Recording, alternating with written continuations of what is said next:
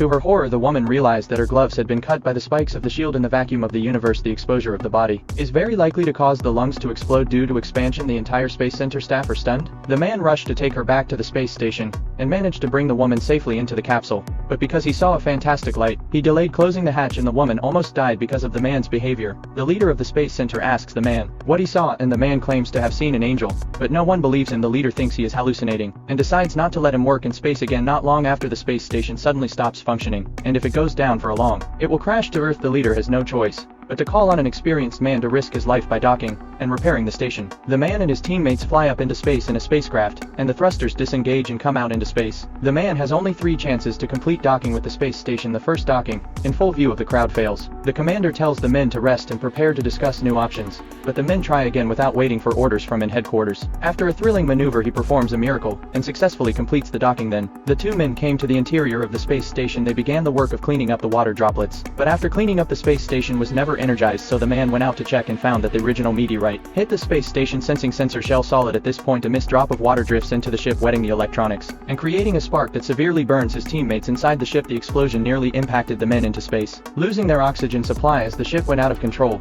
If they could have smashed the sensor housing, the station could have been repaired, and they could have survived if they had gotten their oxygen supply, but they couldn't break the housing and weightlessness. His teammates warned that as they entered the Earth's shadow zone, it would become extremely cold and the metal sensor housings would be at their weakest. The men continued to power wait until the sun shines again. Finally managed to smash down the shell. The sensor resumed operation. The 2 survived and finally saw the fantastic light shining on themselves. At dreamy scene only the 2 of them know.